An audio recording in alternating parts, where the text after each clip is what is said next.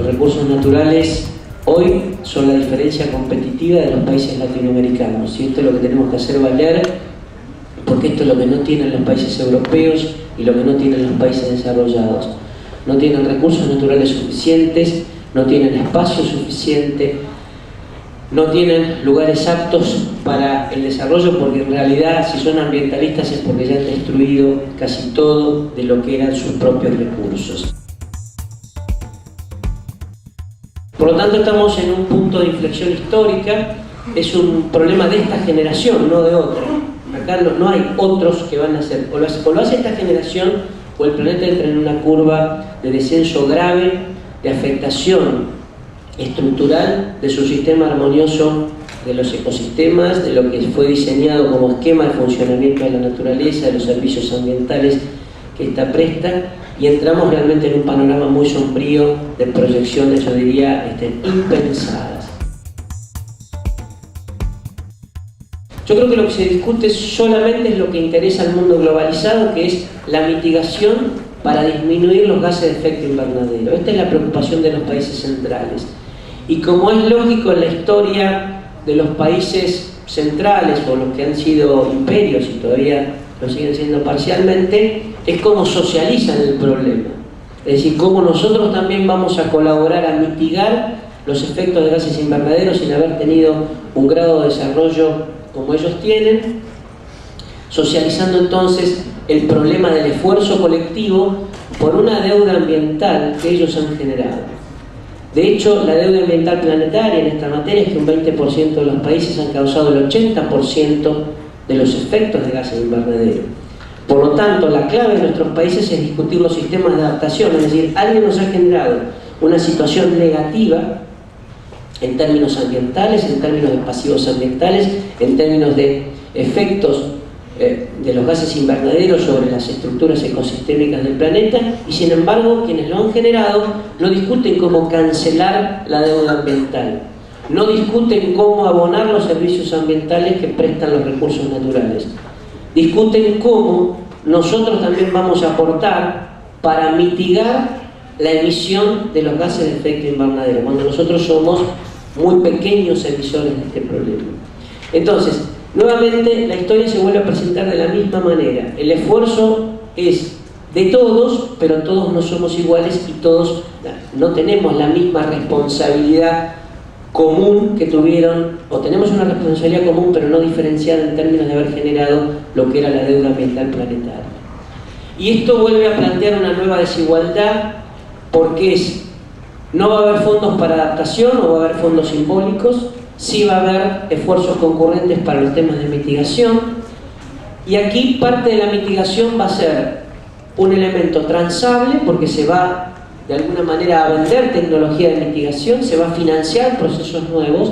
y básicamente lo van a tratar de hacer por estos parajes, es decir, no en sus países de origen, donde los procesos de reconversión industrial son más costosos, más conflictivos. Entonces es mejor negocio invertir en otros sitios, especialmente en nuestros países, que invertir allá. Es decir, la inversión para ellos disminuye y con eso cumplen las metas.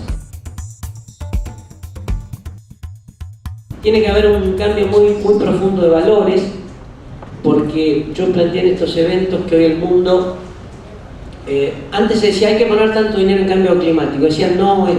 muchísimo dinero, es imposible. No obstante, hoy se va a poner cifras 10, 20 o 30 veces o 40 veces mayores para resolver el problema de los bancos en la crisis global y para resolver el problema de las empresas que se financiaban con hipotecas. Entonces, seguimos optando equivocadamente en los valores. Defendemos el sistema financiero y no defendemos el sistema vital, es decir, no defendemos a la gente, porque el cambio climático se lleva a la gente, no a una empresa. Se lleva directamente la vida de las personas o le aumenta el sufrimiento, paradojalmente, como siempre, a los más pobres, que son los más expuestos a las consecuencias de las desadaptaciones y de los impactos del cambio climático, lo cual también planteamos. No nos olvidemos, lo que decíamos en esos eventos, es que siempre esto afecta a los más débiles, a los más vulnerables. Los que tienen más dinero pueden zafar de algunas condiciones críticas en este punto. mirando Copenhague, mirando cambio climático hacia fin de año, hemos convocado al sector público, porque el problema del cambio climático no es solamente ambiental, lo tiene transporte, lo tiene obras públicas, lo tiene energía, lo tiene minería, lo tiene defensa, lo tienen casi todas las áreas del gobierno que van incidiendo en esto. Hemos convocado a la banca porque también hay que financiar procesos donde ellos tienen que poner un factor verde en la opción de los financiamientos. Si tengo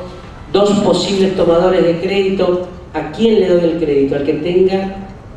aptitudes o propuestas ambientalmente más amigables. Hemos convocado al sector científico porque en realidad tienen una experticia que es necesario para dar un salto de calidad en la gestión pública. Hemos convocado a las entidades de la sociedad civil como tractores o militantes parciales de lo que es la voz de la sociedad, porque las ONG no es toda la sociedad civil, sino son parte de ella.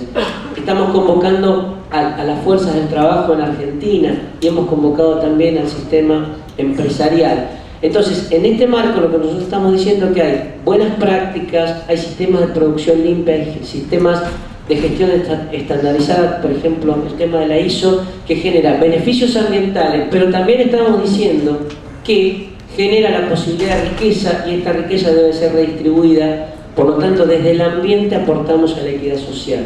a la equidad que tiene que ver en la relación armónica entre capital y trabajo, donde podemos instalar como nuevo tema de discusión en las convenciones colectivas la variable ambiental superando el concepto de seguridad y higiene industrial.